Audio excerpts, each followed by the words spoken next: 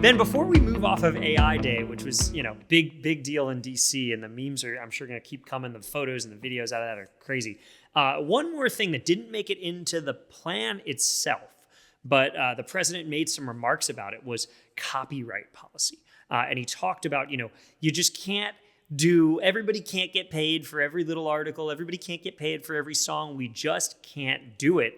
What did you think of the president's comments around IP protections? Yeah, this is one of those thorny issues that I think is really complicated, right? There are arguments that I resonate with on both sides.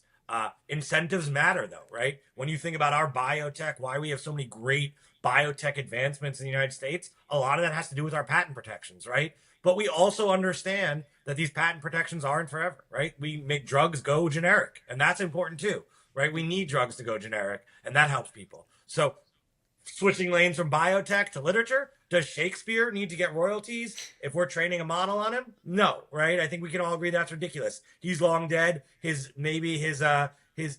no one alive that is a relative to him, or at least knew him well. But things matter. Things change. The Wall Street Journal today maybe should get some royalties, right? We have reporters that are alive today that are working hard, that are getting scoops. I don't think their take should just be taken from them. So there has to be a balance, and I think we have to figure it out slowly. We got to keep iterating. We can't be brash, but balancing all those things matter to get a really good ecosystem where we still get good content produced and they have the right incentives to produce it, but we allow AI to progress forward and use that really good content in a way that benefits everyone. Let's democratize AI and make sure it gets to everybody.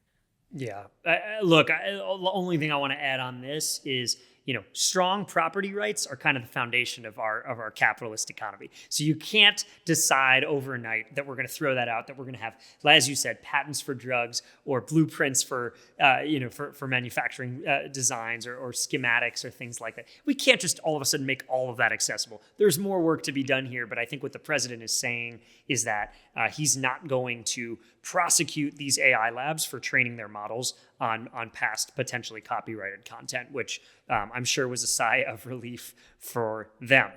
All right. And I think it's something we need to think about also, like property rights evolve, right? I think when America was founded, probably air rights weren't as big a deal, right? I don't know if they were defined, but then we had planes and then we could build skyscrapers and air rights became a thing, right? So as the world evolves, as technology changes, we need to constantly redefine and evolve our understanding of property rights. And it's exciting to be at a moment where this is happening.